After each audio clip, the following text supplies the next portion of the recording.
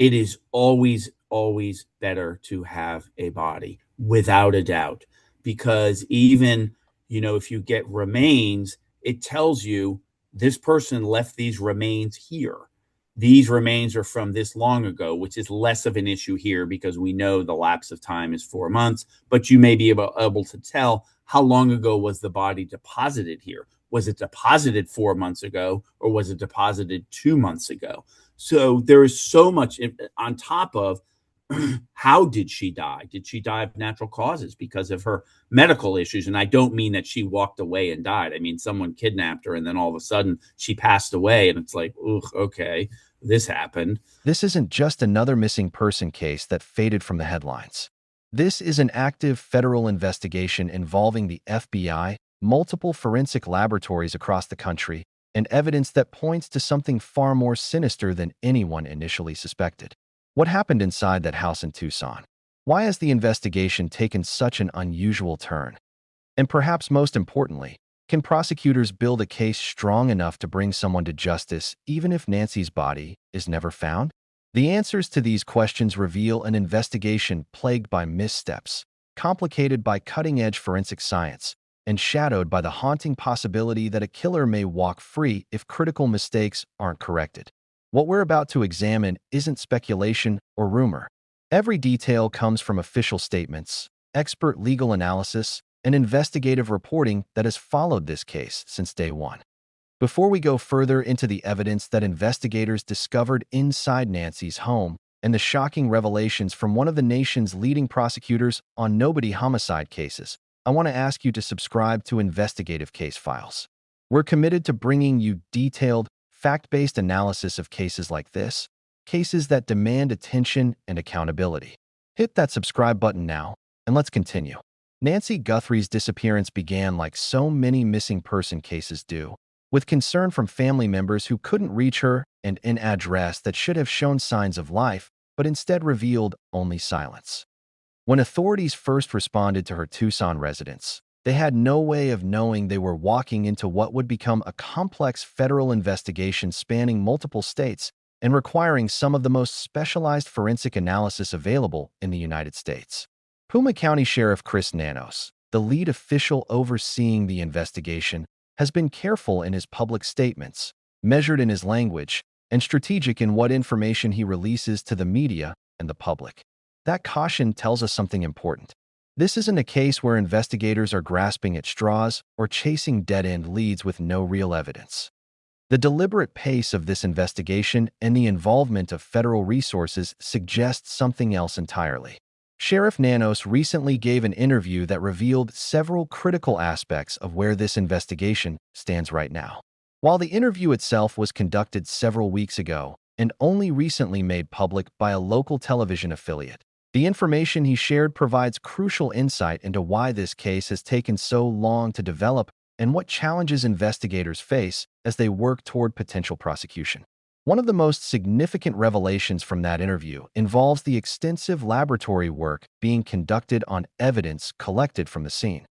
Sheriff Nanos specifically mentioned laboratories, plural, not a single lab, but multiple specialized facilities working on different aspects of the forensic evidence.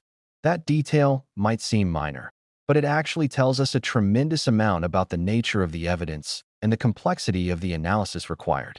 When law enforcement sends evidence to multiple laboratories, it typically means they're dealing with challenging forensic material that requires specialized expertise not available at standard crime labs. In the Nancy Guthrie investigation, we now know that investigators are analyzing DNA evidence, and not just any DNA evidence, but material that requires some of the most advanced techniques available to forensic science today. The sheriff's emphasis on relying on labs and the time required for their analysis connects directly to a specific piece of evidence that has been reported in this case: a single hair found inside Nancy's house.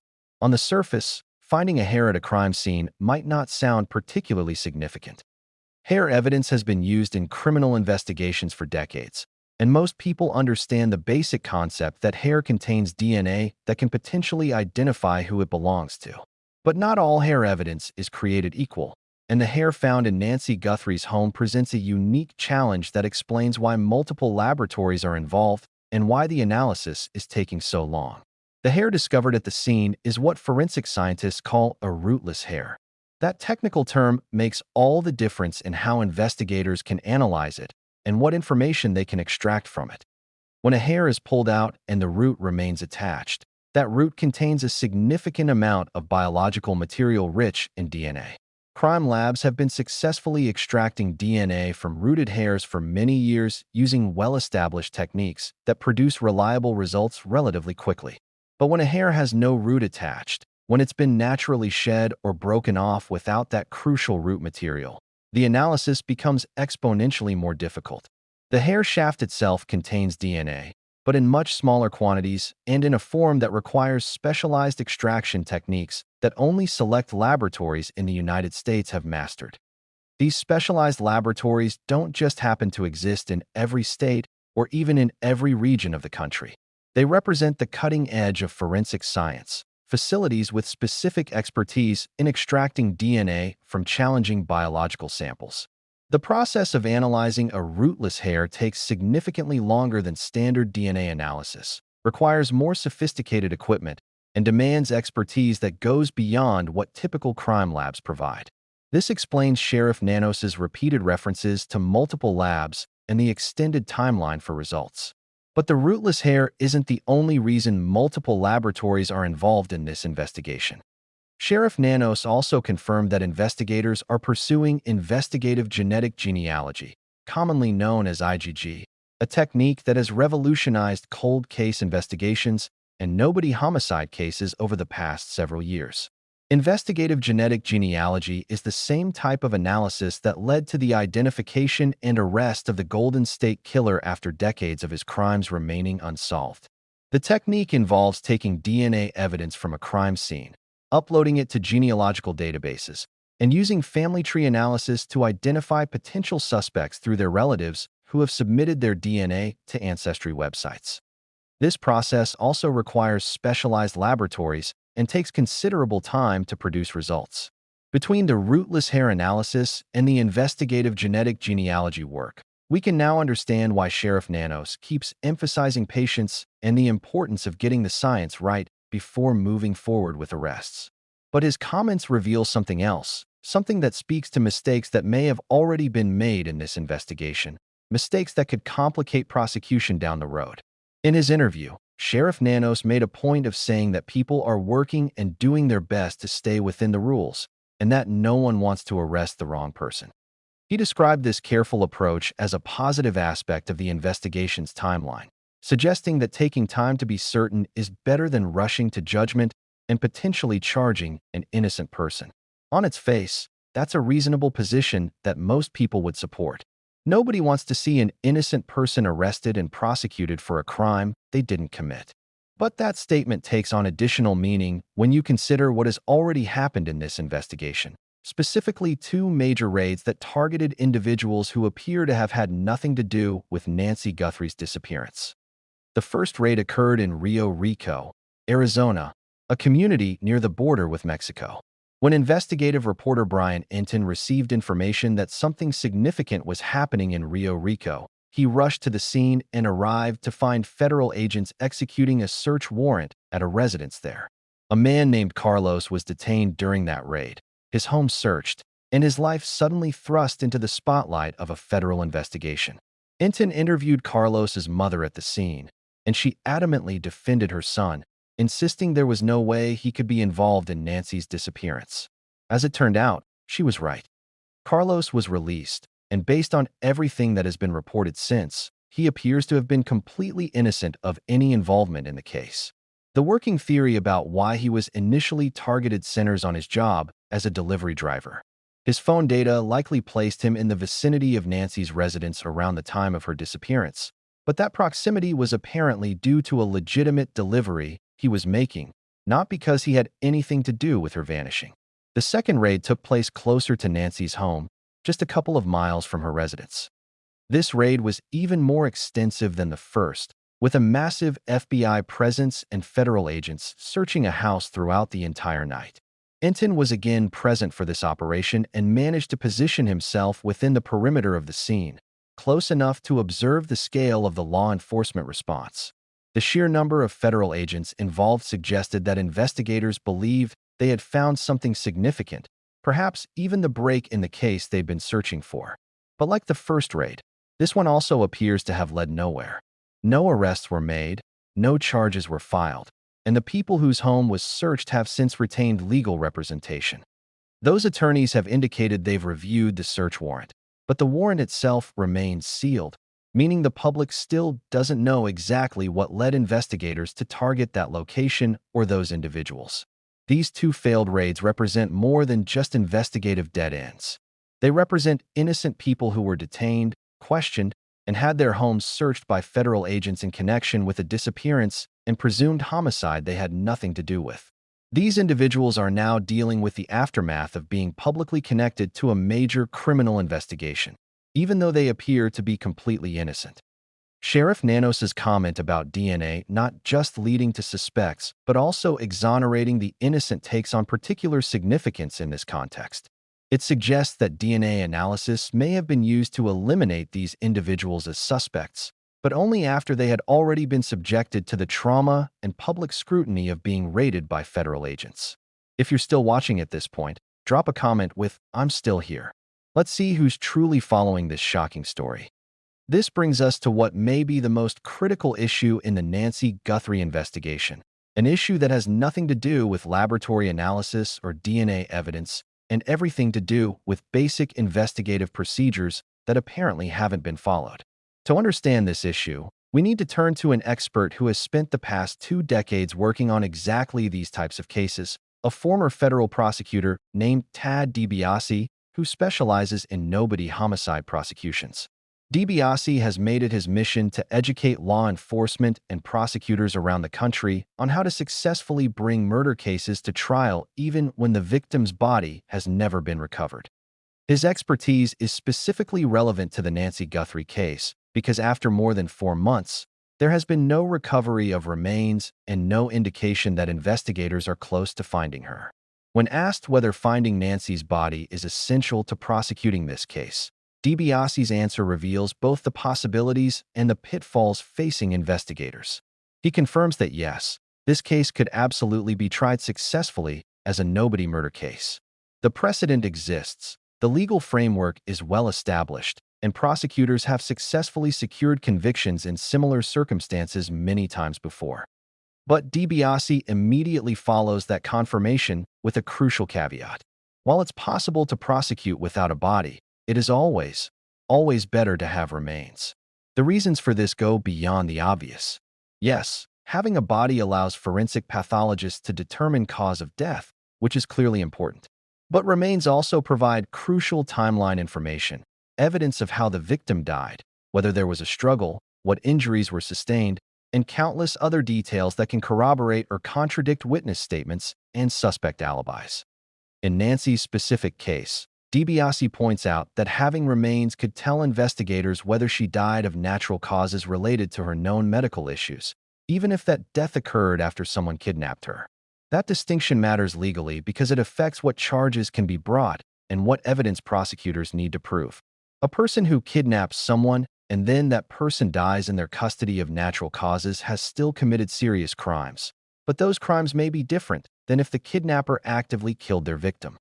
Without a body, prosecutors lose that specificity and must build their case on circumstantial evidence and reasonable inferences about what must have happened. But here's where DiBiase's analysis takes a troubling turn for this investigation. He emphasizes that even though his area of expertise is prosecuting cases without bodies, he always counsels law enforcement to continue searching for remains, and in a case that's only 4 months old, that search should absolutely still be ongoing. 4 months might sound like a long time, but in the context of body recovery, it's actually not long at all. Environmental factors, terrain, and disposal methods all affect how long remains can be recovered and what condition they'll be in when found. But bodies have been successfully recovered months and even years after death and still provided crucial evidence. Yet from all available reporting, there haven't been extensive ongoing searches for Nancy Guthrie's remains. In the initial days after her disappearance, there were canine units deployed and search teams working in the area around her home. But once investigators determined this was likely a criminal abduction rather than a case of a vulnerable person wandering away, those visible search efforts appear to have ceased. There have been no reports of grid searches, no widespread efforts in the desert surrounding Tucson, no public appeals for volunteer search parties or specialized search and recovery teams. DiBiase finds this absence of searching surprising and problematic for two distinct reasons. The first reason is obvious. Without searching, you dramatically reduce your chances of finding the body. And as he's already explained, having remains would make this case significantly easier to prosecute. But the second reason is more subtle and relates directly to how prosecutors will present this case to a jury if it goes to trial without a body ever being found. When you're trying to convince 12 jurors that someone is guilty of murder, but you can't show them a body, you face two fundamental challenges. First, you must prove beyond a reasonable doubt that the missing person is actually dead and not just missing. Second, you must prove beyond a reasonable doubt that the defendant is the one who killed them. Both of those challenges become harder when you haven't conducted thorough searches for remains. Here's why. A defense attorney representing someone accused of killing Nancy Guthrie, even without a body, will argue alternative theories about what happened to her. Maybe she walked away on her own.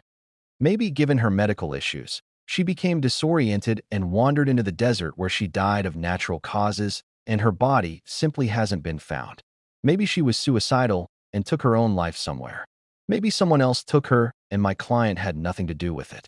These defense theories might seem far-fetched given the evidence, but they don't have to be probable. They just have to create reasonable doubt in the mind of at least one juror. And here's where the lack of searching becomes a prosecutorial vulnerability.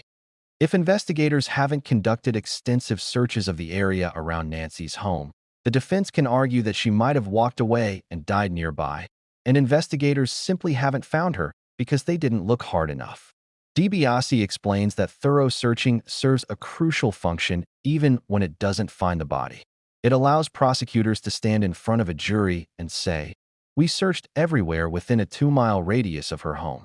We used cadaver dogs, ground-penetrating radar, aerial searches, and systematic grid searches of the entire area. We can tell you with absolute certainty that Nancy Guthrie did not walk away from her home and die nearby." That kind of comprehensive searching eliminates entire categories of defense theories before they can even be raised. It creates what DiBiase calls a prosecutorial shield, evidence of such thorough investigation that alternative explanations become implausible.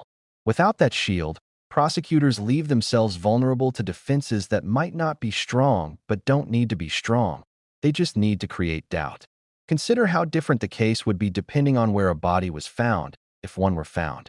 If Nancy's remains were discovered a quarter-mile from her home, the defense could argue she walked there herself, especially if there's no obvious evidence of foul play on the remains. If remains were found 10 miles away or in someone else's property, that's an entirely different story that strongly suggests abduction and homicide.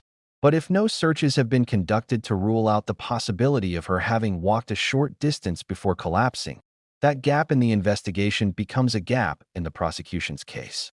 DiBiase points out that Nancy had documented mobility issues, which makes the theory that she walked away less plausible. But less plausible isn't the same as definitively ruled out by comprehensive searching.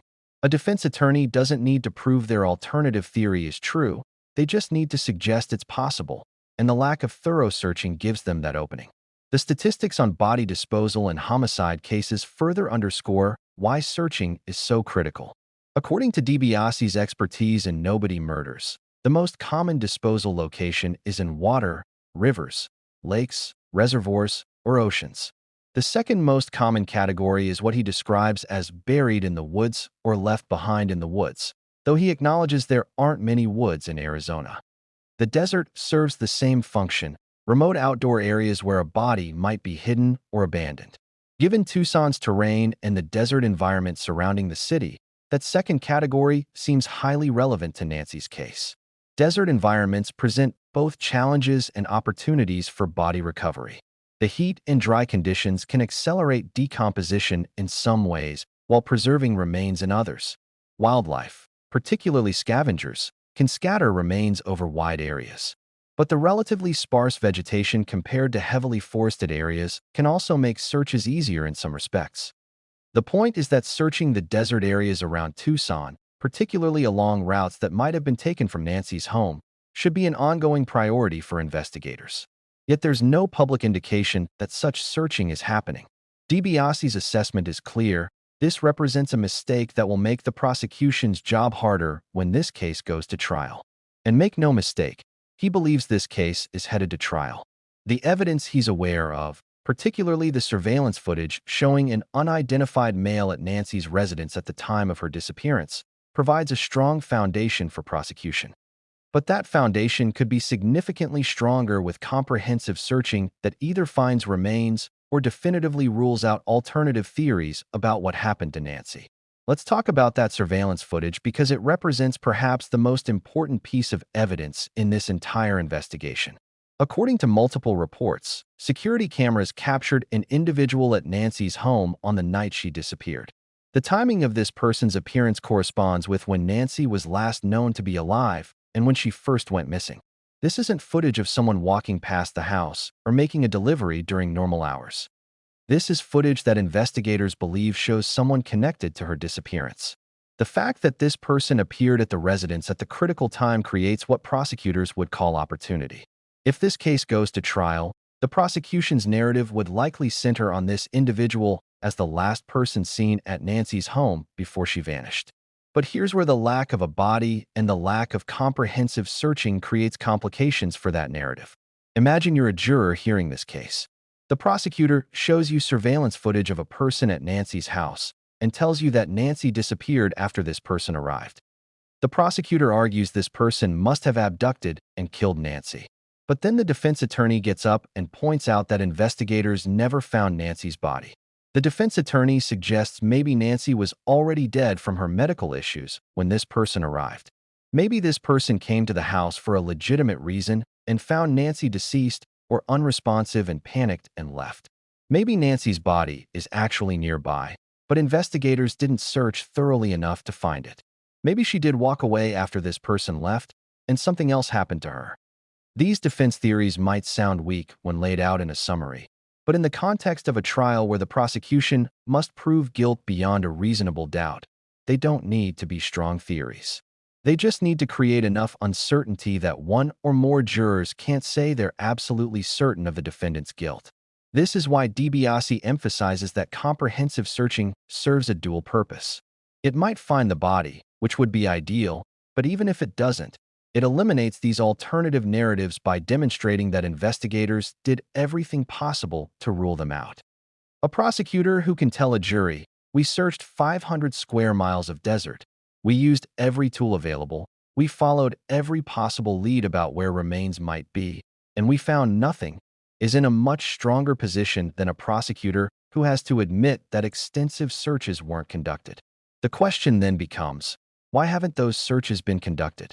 Based on Sheriff Nanos's public statements, the answer seems to be that the investigation is focused on laboratory analysis and building a forensic case based on DNA evidence and other scientific analysis.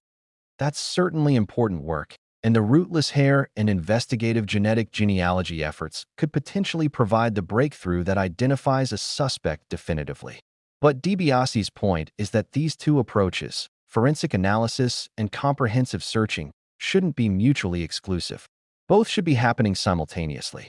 While laboratories work on extracting DNA and building family trees through genealogical databases, search teams should be systematically covering the terrain around Tucson and following up on any potential leads about disposal sites. The challenge is that searching takes resources, personnel, equipment, and time.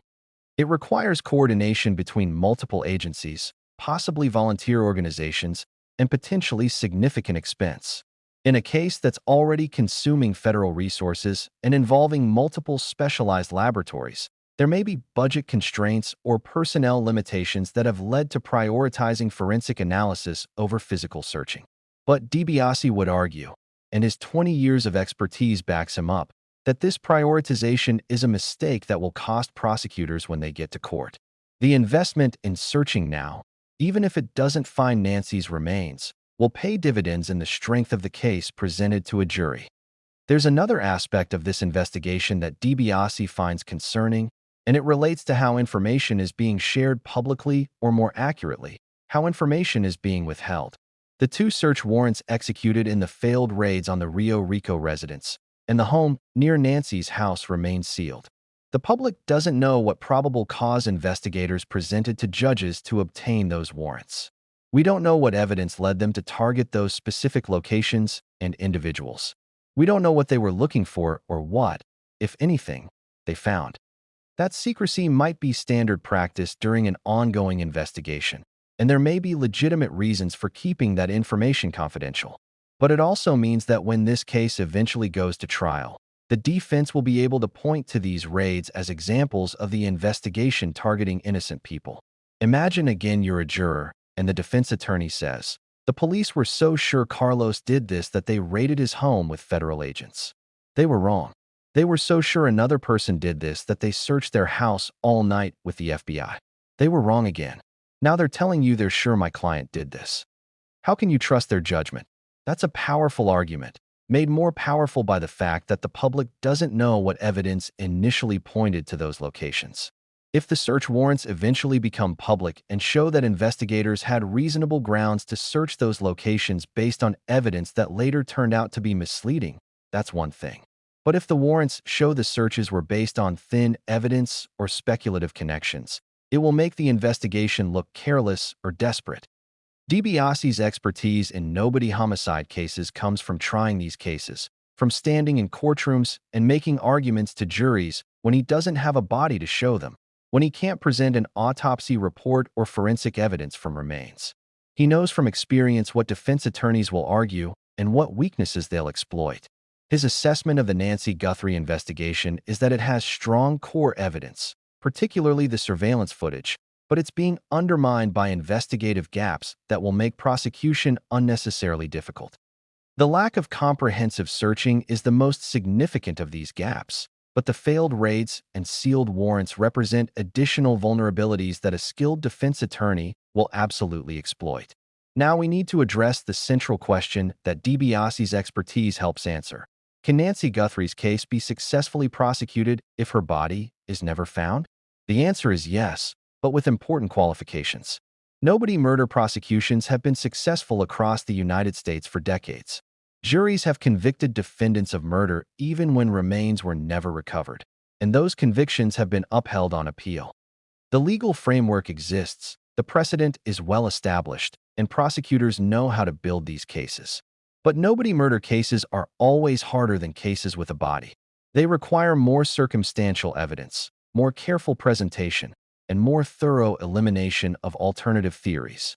They require prosecutors to tell a compelling story that explains not just how the victim died, but what happened to their remains and why they haven't been found.